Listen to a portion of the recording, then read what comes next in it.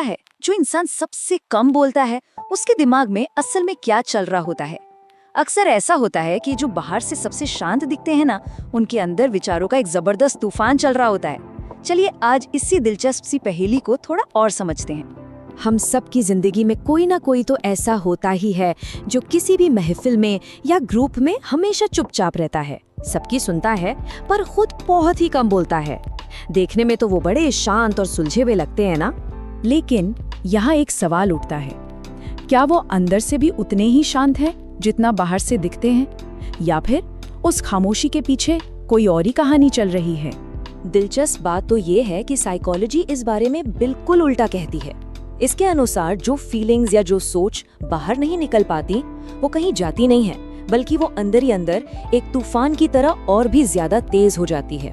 तो चलिए सबसे पहले इसी तूफान को समझते हैं। आखिर ये होता कैसा है और बनता कैसे है। सोचिए, एक शांत इंसान के लिए एक छोटी सी मामूली सी बातचीत भी कितनी बड़ी हो सकती है।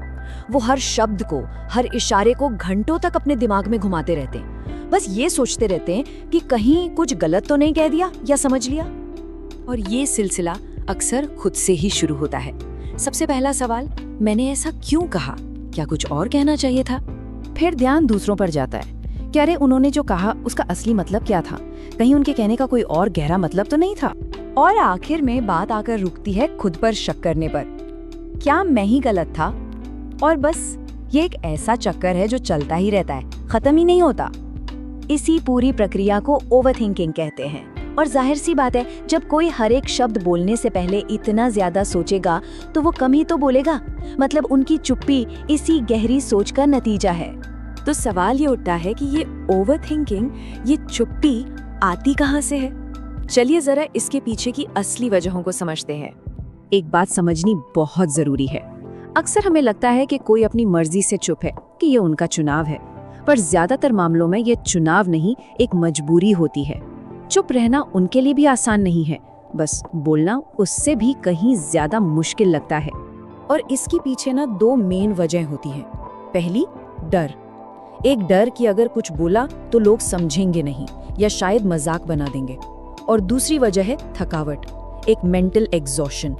बार बार खुद को समझाने की जो हिम्मत है ना, वो जैसे खत्म हो जाती है।